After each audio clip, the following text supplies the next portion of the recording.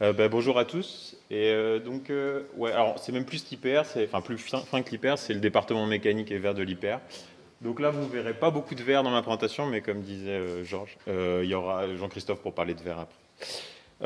Dans la présentation aujourd'hui, je vais vous parler en fait un peu de mon parcours. Donc je vais reprendre 5-6 slides pour vous parler de mes différentes expériences de recherche, juste pour vous donner une idée de ce qu'on peut faire quand on commence dans le domaine du génie civil ou de la méca plus largement, et puis après dériver au gré des expériences de recherche.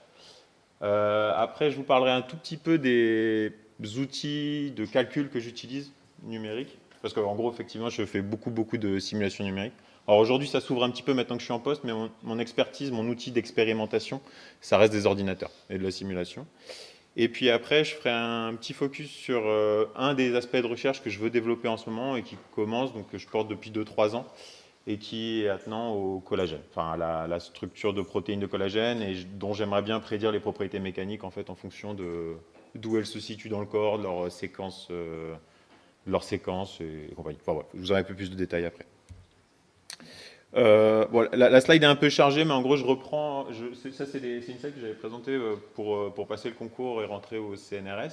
Donc, ça représente à peu près, ça résume à peu près toutes mes expertises, enfin tous mes travaux de recherche, puis après, je vais rentrer un peu plus en détail.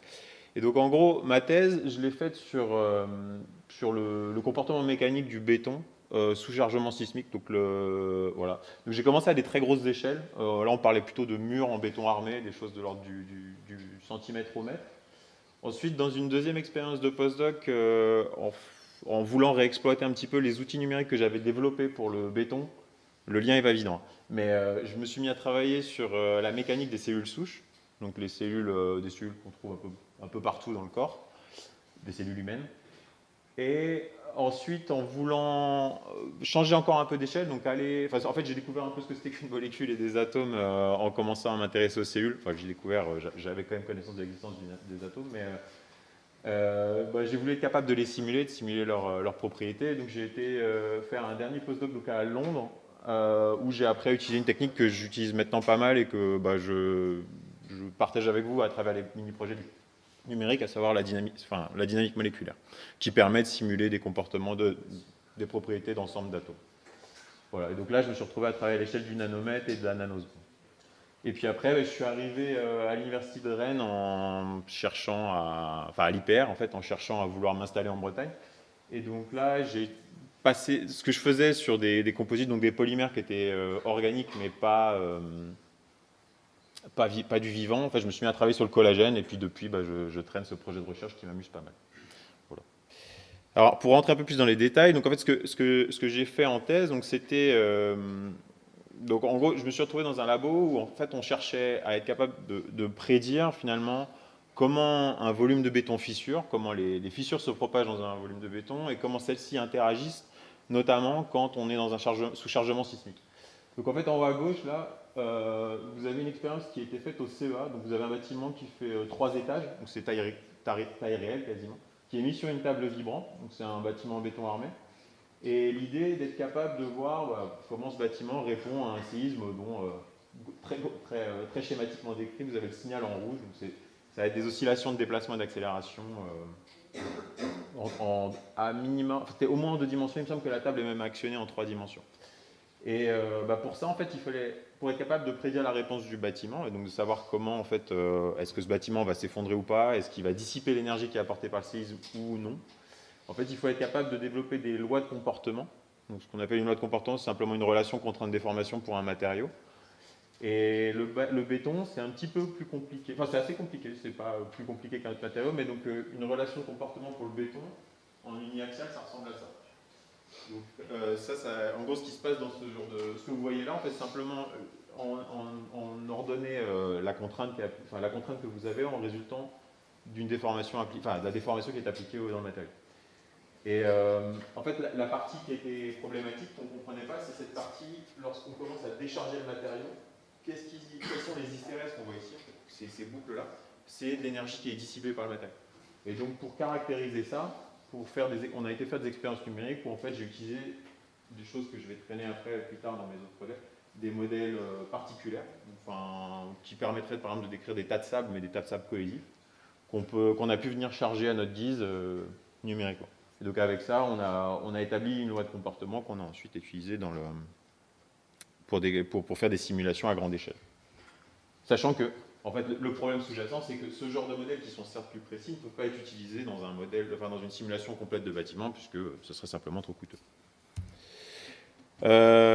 Donc après, je me suis mis à travailler. Bon, l'idée c'était que je voulais partir en post-doctorat au Japon pour continuer à travailler sur les séismes, mais bon, la bourse que je visais, je ne l'ai pas eue. Et donc je me suis rabattu sur une offre de post-doc qui était existante et qui était vachement amusante sur finalement le comportement mécanique des cellules souches. Donc le projet global dans lequel je me suis retrouvé, donc c'était une ANR de 4 ans qui était à l'interface entre des biologistes qui cherchent à contrôler en fait le comportement cellulaire, à induire certains mécanismes dans la cellule en contrôlant la surface sur laquelle est déposée la cellule. L'hypothèse, c'est que c'était la mécanique qui est ressentie par la cellule qui contrôle son devenir.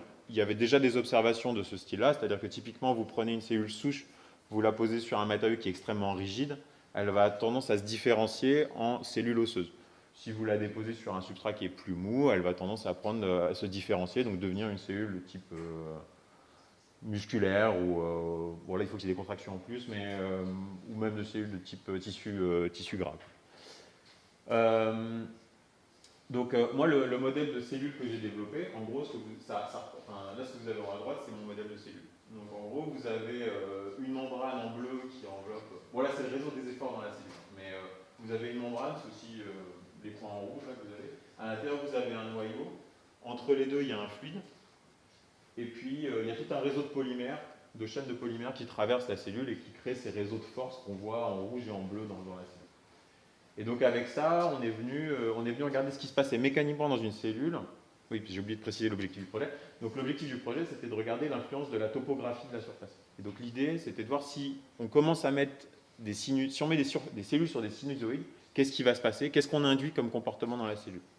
La sinusoïde étant inspirée globalement des surfaces qu'on va trouver dans un os, enfin dans l'os trabéculaire, où vous avez beaucoup de surfaces convexes qui s'enchaînent. Et donc voilà. Et là, ce que vous avez, c'est une simulation finalement de la migration.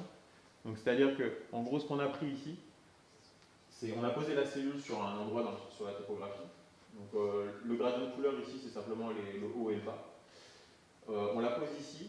On dit que la cellule, elle va avoir une migration forcée dans une direction donnée. Et c'est de voir comment elle va dévier de sa trajectoire en fonction des convexités et des concavités. Et en fait, en pilotant, en supposant que la cellule cherche à minimiser son énergie potentielle, en fait, on a été capable de retrouver des trajectoires qui correspondaient à ce qu'on observait, à ce que les biologistes observaient expérimentalement. Et donc la conclusion de cette partie mécanique du projet, c'était de dire qu'en fait, comme pas mal d'autres systèmes physiques, la cellule cherche à minimiser son énergie potentielle, et à travers ça, en fait, on peut commencer à guider sa migration. Et donc, dans le contexte de fabriquer par exemple des implants, dans lesquels on voudrait que les cellules aillent coloniser pour ensuite recréer du tissu, en fait, on pourrait adapter la géométrie de l'implant pour pouvoir contrôler la migration cellulaire et l'infiltration cellulaire dans ces implants. Ensuite, donc, bon voilà, là je vous disais dans l'approche générale, en gros, je me suis retrouvé à travailler à l'échelle du micromètre de la cellule, et puis en fait, à un moment donné, il faut être capable de prendre en compte l'influence de la chimie dans la chimie, de la composition chimique des matériaux qui sont en présence, pour voir un peu ce qui se passe. Et donc, j'ai quitté un peu le domaine de la simulation particulière ou éléments discrets. Je ne sais pas si c'est des termes, vous rencontrerez ça peut-être plus tard, ou que vous avez déjà rencontré. Et là, je suis passé sur des simulations dites de dynamique moléculaire, dans lesquelles on commence à prendre des effets comme les charges électrostatiques, des forces répulsives entre les atomes, et autres phénomènes plutôt liés à l'électrostatique. En fait, dans ce postdoc-là, je ne sais pas si je vais rentrer tant que ça dans les détails. Ça fait...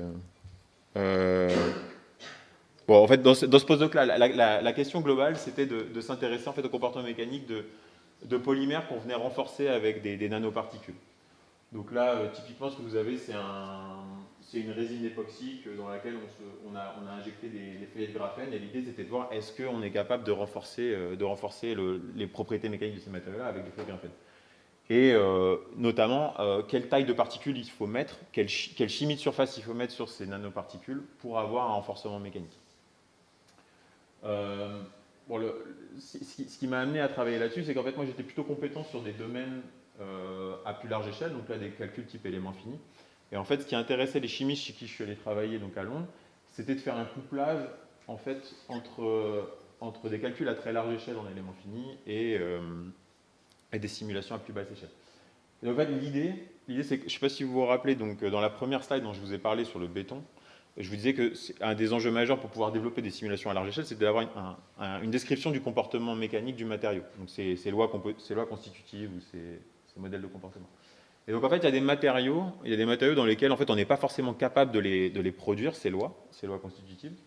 Et donc en fait, l'idée dans cet outil de simulation, c'était de ne plus mettre de loi de comportement dans les éléments finis du calcul, enfin au point d'intégration du calcul, mais de les remplacer par un calcul de dynamique moléculaire. Donc en fait, ça devient des calculs extrêmement coûteux, c'est-à-dire qu'à chaque fois que vous avez besoin de prédire une contrainte à une déformation donnée, vous faites un calcul de dynamique moléculaire. Donc vous faites un calcul très très fin avec énormément de degrés de liberté. La thématique plus globale du labo de recherche, c'était globalement de trouver une utilité au supercalculateur. En gros, c'est des calculateurs où vous allez avoir jusqu'à des centaines de milliers, voire quelques millions de processeurs. Et ce genre d'algorithme, en fait, étant hautement parallèle, permettait d'exploiter ce genre d'algorithme. Voilà. Alors, donc pour le reste de la présentation, moi je vais rester sur des outils, je vais utiliser pas mal de la dynamique moléculaire, et je voulais juste vous donner un mot, vous dire quelques mots sur ce qu'on peut faire avec, et puis globalement quels sont les ordres de grandeur de choses qu'on est capable de simuler avec ces choses-là. Là, l'image, c'est simplement un ordinateur qui a été conçu uniquement pour faire des calculs de dynamique moléculaire. Il s'appelle Anton, je crois qu'il est aux États-Unis. En fait, c'est simplement que la manière dont sont agencées les architectures de GPU, de CPU, voire d'autres types de processeurs, sont faites uniquement pour du calcul de dynamique moléculaire. Donc, c'est censé être des outils très performants. Mais de manière plus générale, la dynamique moléculaire, en fait, elle est extrêmement exploitée dans le domaine de la simulation biomoléculaire, donc plutôt la simulation de protéines ou de grosses molécules du vivant. Et donc, voilà, pour vous donner une ordre de grandeur de choses qu'on est capable de simuler, à travers les années, voilà la taille des objets qu'on est capable de traiter. Donc en fait, on avait des choses qui allaient de quelques dizaines de milliers d'atomes, c'est vraiment pas grand-chose, à plus récemment en 2020, des choses qui vont atteindre le milliard d'atomes. Là, vous avez différentes structures du vivant. Donc, apparemment, il sera remonté à des. C'est des choses que je ne connais pas spécialement, mais ils sont remontés jusqu'à quasiment des petites cellules. Alors, du moins, la membrane de petites cellules. Et en fait, j'aime bien. Je ne sais pas si certains l'ont déjà. Oups. Merde. Elle ne se lance pas. J'aime bien cette vidéo, parce qu'en fait, c'est la plus grosse simulation qui a été faite en date de, je crois que 2000 ou 2020 ou 2021. Et elle ne se lance pas, parce que je ne suis pas connecté à Internet. Je prends une petite seconde, parce que l'animation est jolie. Et, ça fait, je trouve ça cool.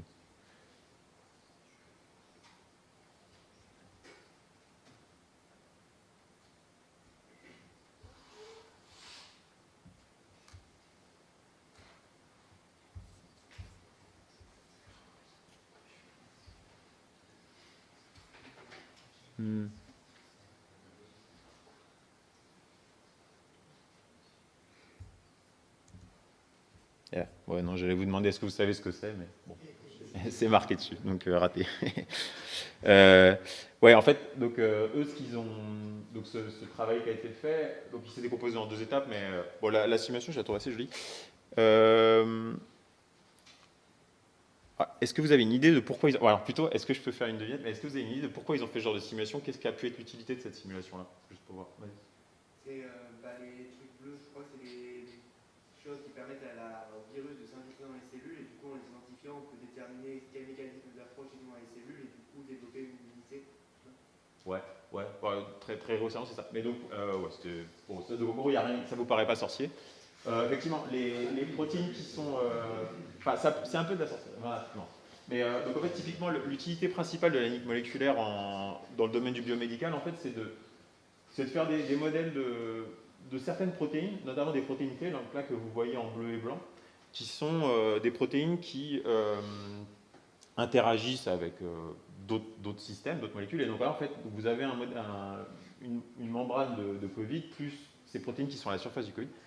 Et ces protéines-là sont les protéines qui en fait s'attachent à la surface de la cellule. Et s'il y a, en fait, c'est un mécanisme de clé-serrure. S'il y a un match entre ces protéines-là et un système à la surface de la cellule, en fait, bon, je ne sais pas exactement comment ça se passe, mais admettons que au moins la membrane s'ouvre temporairement, la membrane de la cellule s'ouvre temporairement, et donc en fait le Covid est capable de rentrer dedans.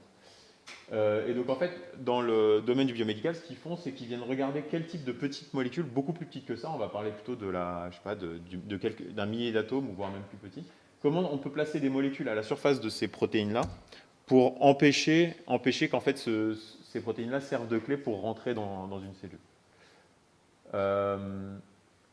Donc typiquement, ça va vouloir dire mettre une petite molécule dans ce qu'on appelle le site actif. Donc autour de cette zone un peu plus bleu ciel, là, vient caler un tout petit truc qui vient perturber en fait l'engrenage qui permet l'entrée de la... Et alors ça fait partie des outils qui finalement... ce genre de simulation, en fait, ça utilise, je sais pas, je dirais, une bonne moitié des supercalculateurs dans le monde pour produire des données scientifiques. C'est assez coûteux, parce qu'en fait, il faut tester 1 milliard de ligands et de configurations possibles pour voir s'il y a des choses qui matchent. Voilà. Bon, je ne vais pas insister plus là-dessus. Et donc, pour vous donner... Donc ça c'est des simulations qu'on va... Donc, les workflows dans le biomédical, ça, je n'utilise pas des masses. Enfin, maintenant, je commence à l'utiliser pour le collagène, pour savoir comment 2 protéines de collagène s'assemblent. Mais dans le cadre de l'algorithme dont je vous parlais, en fait, donc si je reprends le problème que je vous ai rapidement mentionné plus tôt, donc là vous avez un calcul élément fini, donc en chacun de ces, donc il y a, admettons, il y a 10 000 éléments finis dans ce bloc-là, dans cet essai-là, et dans chacun de ces éléments finis, j'ai 8 points de Gauss, et pour chacun de ces points de Gauss, j'ai besoin de connaître la contrainte qui est associée à la déformation qu'il y a dans le point de Gauss. Et donc en gros, à peu de choses près, dans une simulation comme ça, je vais me retrouver à chaque pas de temps de ma simulation, vouloir faire 400 000 simulations de dynamique moléculaire. Sachant que chacune de ces simulations-là peut tourner sur une dizaine à 100 processeurs. En fait, avec ce genre de workflow, comme chacune de ces simulations est indépendante, en fait, on est capable d'exploiter des calculateurs jusqu'à... en théorie, on pourrait exploiter des choses qui vont jusqu'à 4 millions de processeurs, 400 millions si c'était accessible. À l'époque, quand on a testé cet algorithme-là sur le plus gros calculateur allemand, qui était un truc avec 311 000 processeurs, en fait, on s'est retrouvé à avoir quelque chose qui n'était pas du tout aussi performant qu'on le pensait, enfin qu'on le souhaitait. C'est-à-dire qu'en fait, si on était... là, c'est l'accélération du calcul en vertical en fonction du nombre de nœuds de calcul qu'on utilise. Chaque nœud de calcul ayant à peu près 50 CPU. En fait, si on avait une accélération parfaite, on devrait rester sur cette ligne-là. C'est-à-dire que plus on donne de nœuds de calcul, plus on accélère le calcul. Et en fait, on s'est retrouvé à quelque chose qui est autour de 50 000 CPU, donc une nœud de calcul, s'est retrouvé à être, à tourner dans le vide. C'est-à-dire qu'en fait, on n'avait même plus d'accélération de cours, on avait même un ralentissement du calcul, alors qu'on rajoutait des ressources disponibles. Je vous laisse réfléchir à pourquoi ça peut être le cas si vous avez des notions de calcul parallèle, ou de me reposer la question après pendant les questions. Il me reste combien de temps, Georges? Il me reste 12 minutes. Ok. Alors, maintenant, je vais rentrer sur la dernière partie de ce que je fais. Donc, en gros, pendant mes postdocs, j'ai développé des outils numériques. Je me suis retrouvé à développer des outils de calcul relativement inutiles, couplant éléments finis et dynamique moléculaire. Et puis, en fait, dans la dernière partie de mes travaux, je me suis rendu compte donc j'avais travaillé sur des polymères. Et en fait, dans le vivant, en fait, il y a des polymères qui sont assez intéressants, donc qui sont à base de collagène. Et une chose qu'on ne comprend pas bien aujourd'hui, c'est comment ces polymères-là s'assemblent. Alors, pourquoi c'est intéressant de comprendre comment ils s'assemblent? En fait, c'est parce que le collagène et les structures de collagène, en fait, se trouvent à peu près partout dans le corps humain. Donc, le collagène, on en a dans la peau, dans n'importe quel tissu, puisqu'en fait ça sert de support à l'activité cellulaire. On en a dans les os, c'est une énorme source de collagène, à peu près 60% de teneur en collagène dans l'os, dans les cartilages et visiblement dans les ongles aussi. La structure à laquelle je vais m'intéresser, c'est ce qu'on appelle des fibrilles de collagène. Donc c'est ces longues molécules comme ça, là, qui font entre 10 nanomètres de large à 100 nanomètres pour les plus gros. Et en fait, aujourd'hui, on n'est pas capable de comprendre comment on passe comment la nature fait pour fabriquer quelque chose. Donc en fait, la ligne de base, c'est ce qu'on appelle une molécule de tropocollagène, que vous avez en haut à droite. Donc en fait, ça ressemble à un brin d'ADN, mais à 3 brins. Donc Georges n'avait pas complètement faux. Et ça mesure 300 nanomètres de long. Et en fait, ces molécules-là s'assemblent pour former de longs faisceaux qui peuvent aller jusqu'au centimètre. Typiquement, si vous avez un objet en cuir, et que donc le cuir c'est de la peau séchée, en fait vous pouvez extraire des fibrilles dedans qui pourront aller enfin des fibres qui sont des assemblages de fibrilles, mais qui peuvent aller jusqu'au centimètre. Enfin, bien plus que le centimètre d'ailleurs. Voilà. Et donc en gros, comment on passe finalement la question sous-jacente, c'est comment on passe de ce tropocollagène à ce fibrille qu'on voit ici. Donc, cette structure-là qui une des choses assez notables qu'on voit dans la structure de ce système-là, c'est cette alternance de zones plus ou moins denses. Donc en fait, ça c'est peu dense, ça c'est plus dense. Et voilà. Donc il y a toute une machinerie biologique qui fait que ces systèmes-là, on les retrouve partout dans le vivant, pas que chez l'humain. Mais aujourd'hui, on n'est pas capable de les synthétiser. C'est-à-dire que si vous demandez à un chimiste, vous lui donnez des molécules de tropocollagène comme ça, il n'est pas capable d'avoir le process de synthèse qui permet donc les conditions de synthèse qui permettent de revenir à ça. Bon, il y a pas mal de...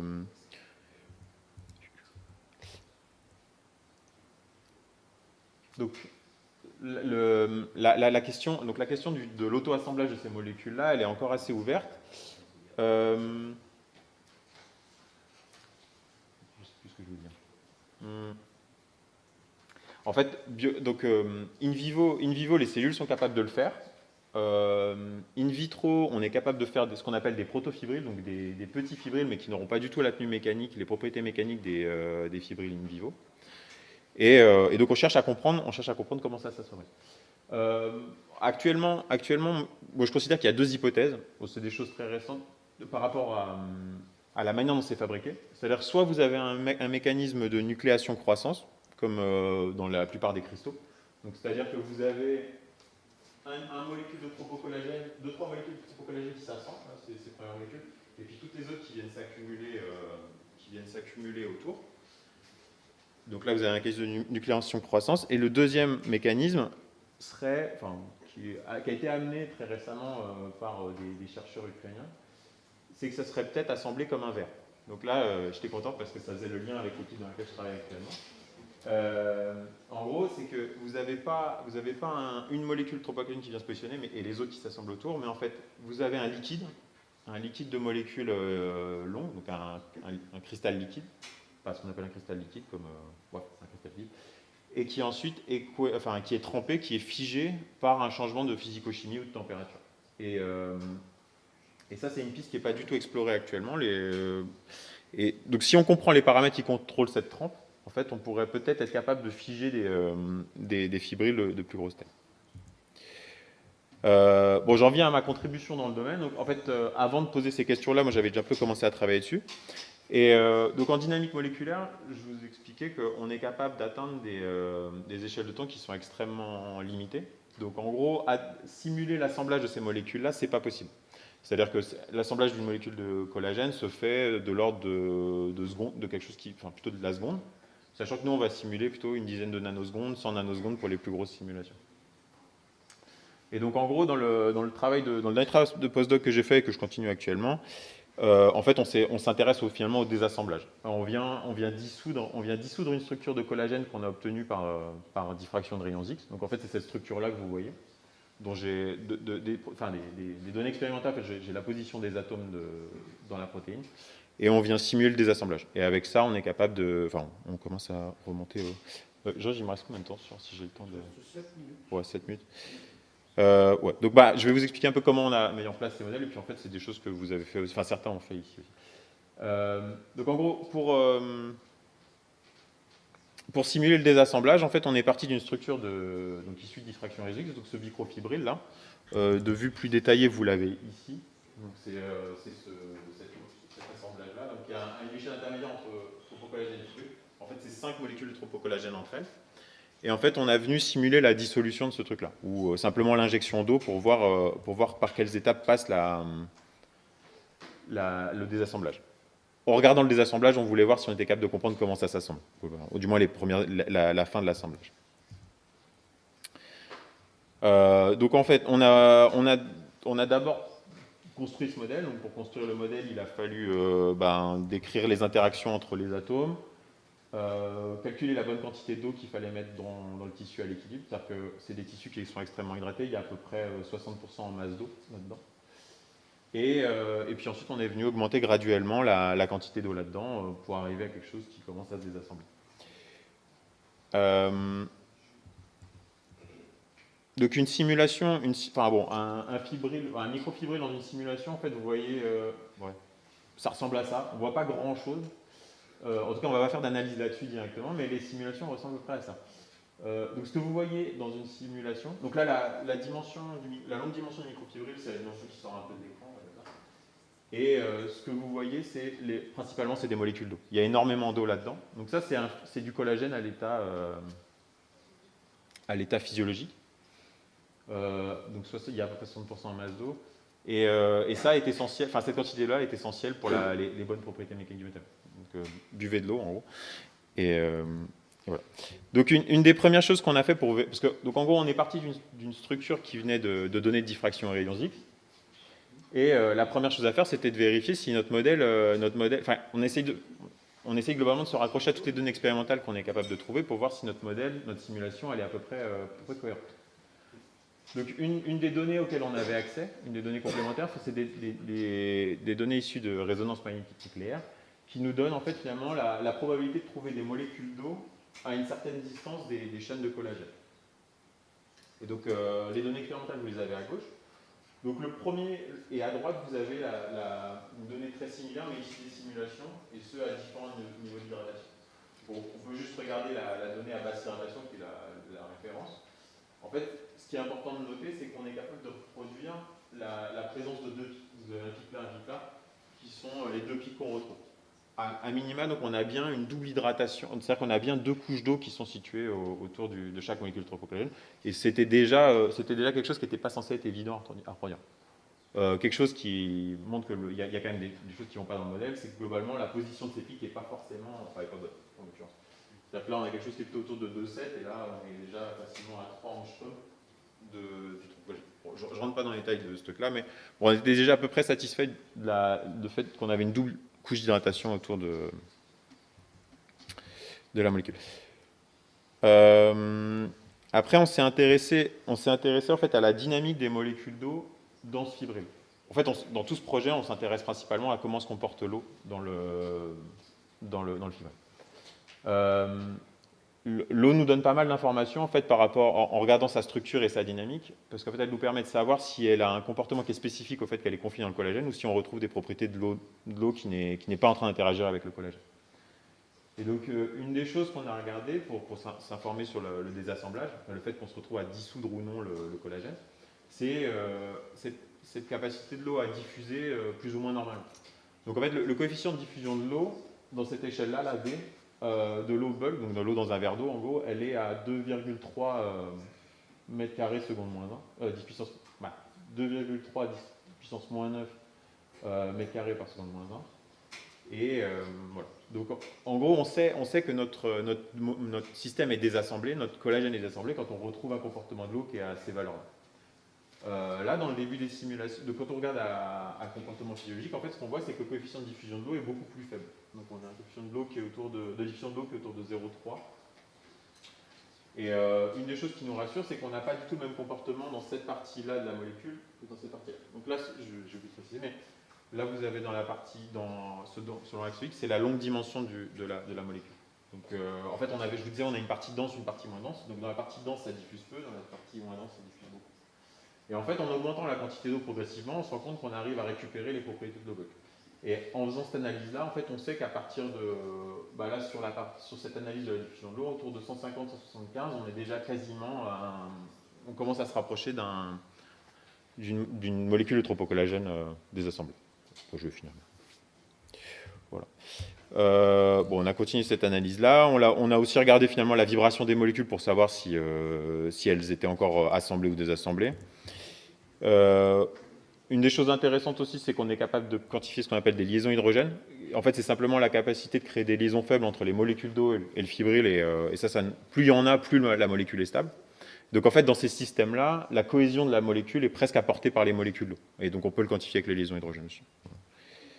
Et puis... je ne vais pas rentrer plus dans les détails. Un dernier aspect que je fais en 2 mots, c'est qu'en fait, on s'est rendu compte que donc en fait, cette structure dont je vous parle depuis le début, là, le microfibril de collagène, c'est une structure qui est utilisée, qui date de 2006, qui est utilisée depuis une vingtaine d'années. Et en fait, beaucoup de gens la simulent en dynamique moléculaire pour prédire les propriétés du collagène. Mais en fait, font le postulat que c'est une structure à l'équilibre, c'est-à-dire qu'il y a un état mécanique relaxé complètement dans la molécule.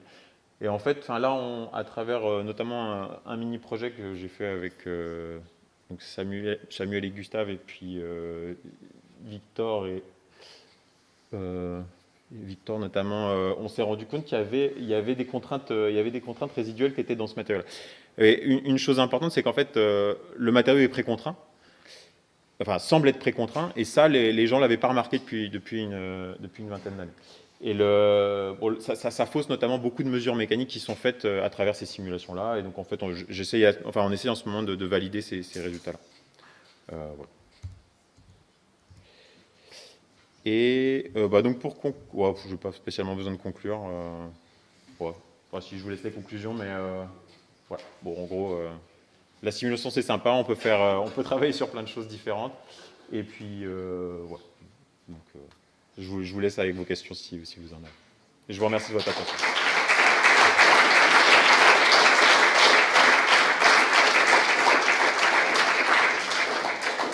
Merci Maxime, je me suis aperçu que le collagène, j'en avais aussi besoin pour les cheveux. Ah bon?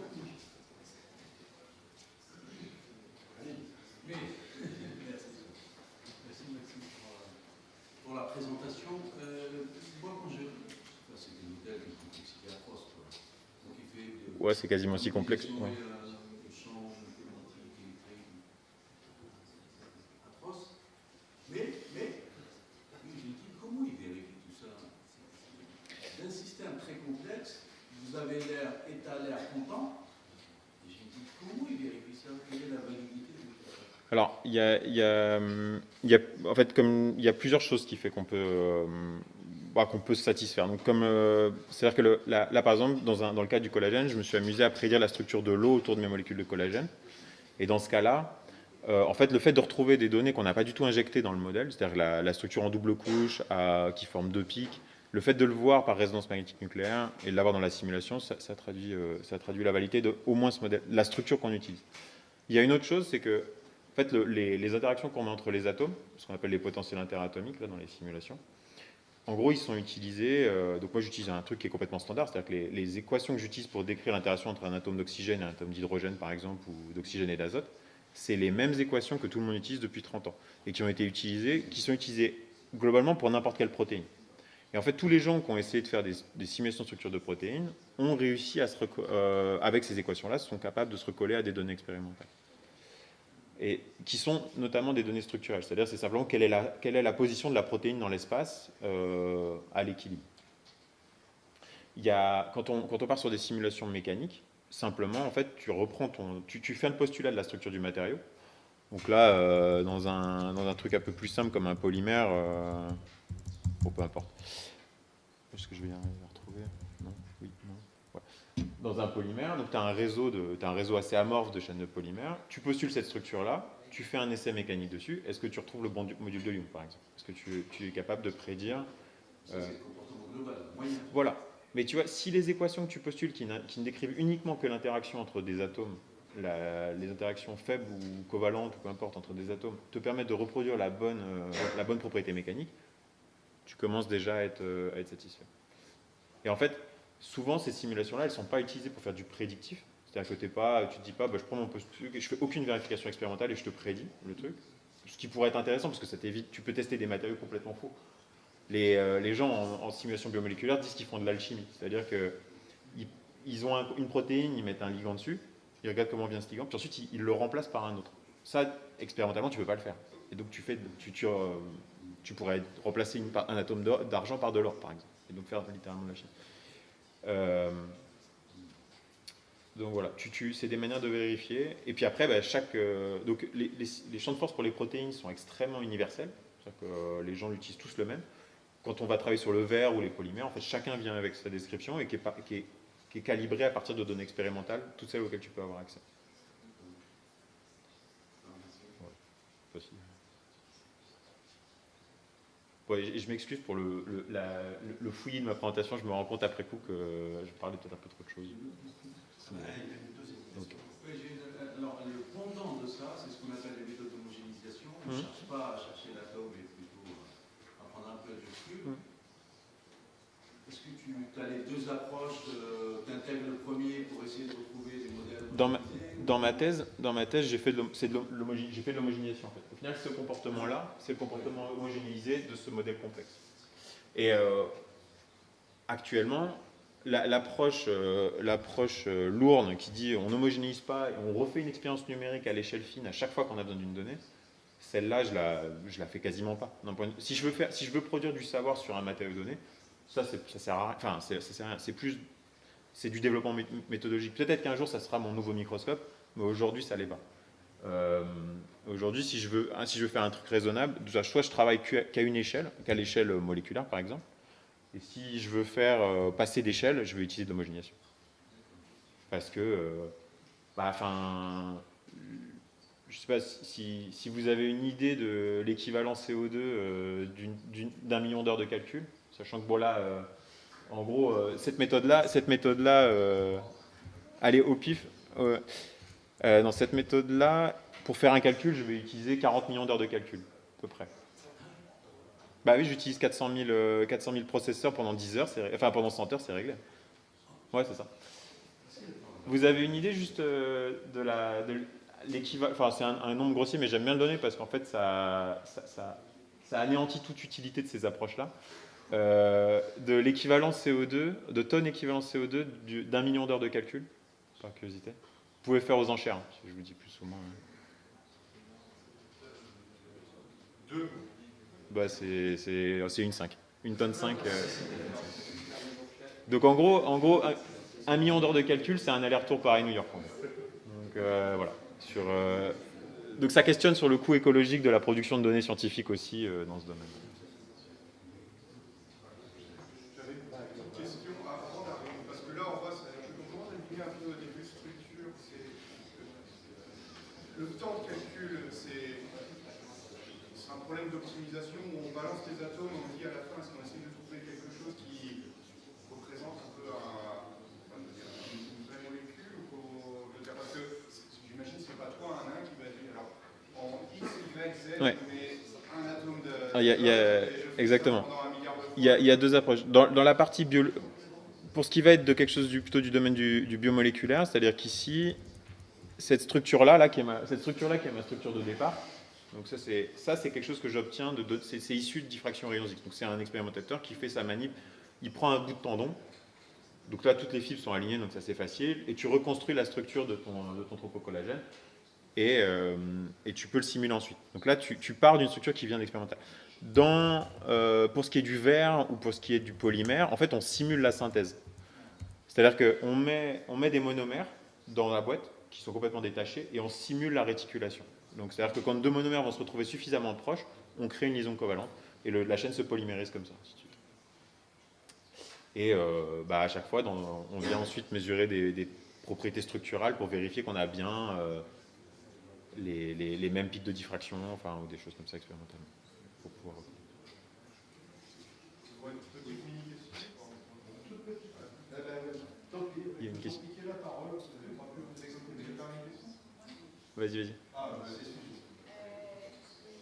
Il y a un petit point que je n'ai pas compris, c'est j'ai eu l'impression que l'idée d'étudier la déstructuration du collagène, c'était pour mieux comprendre comment ça structure, comment les molécules sont structurées d'un point de vue. Ouais. J'aurais eu tendance à dire que c'est pas forcément réversible, du coup, est-ce que Ben, alors, le fait est que si c'est. Donc, ouais, il y avait cette idée de base. Bon, je t'avoue qu'on en a tiré ce qu'on a pu. Hein, c'est un projet qui est en cours pour l'instant. Mais en fait, si tu. Donc, si tu supposes que c'est réversible, ce que tu vas avoir au début du désassemblage sera à la fin de l'assemblage. Donc, tu peux déjà avoir une sorte de cinématique. Là, il semblerait que dans ce cas-là, tu as vraiment un mécanisme de zip. C'est-à-dire que les protéines viennent s'agglomérer. Enfin, elles se désassemblent comme ça. Donc, visiblement, elles viendraient comme ça.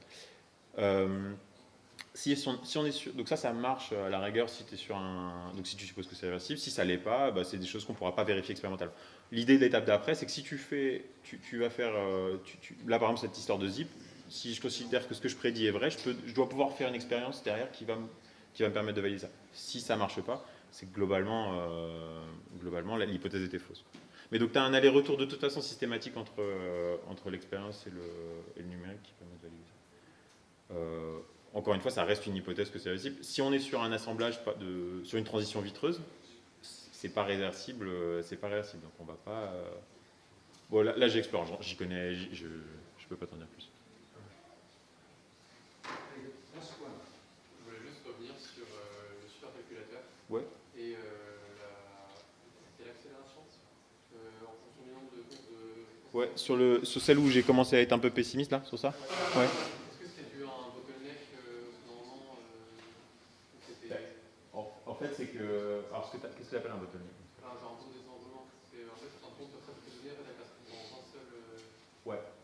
Ouais, c'est qu'en fait, tu as des passages de communication où en fait, les processeurs doivent échanger des informations entre eux. Et ça se fait sur un processeur central. Et donc, en fait, quand tu as, 50 000 processeurs qui envoient la même information, en fait, tout mon temps de calcul était passé dans la communication entre les processeurs plutôt que dans le fait de faire des calculs effectifs. Donc là, en plus d'être coûteux, c'est du calcul qui ne sert à rien. Enfin, donc là, typiquement, ce serait arrêté. Là c'est déjà bien en termes d'efficacité. Merci. Merci à vous.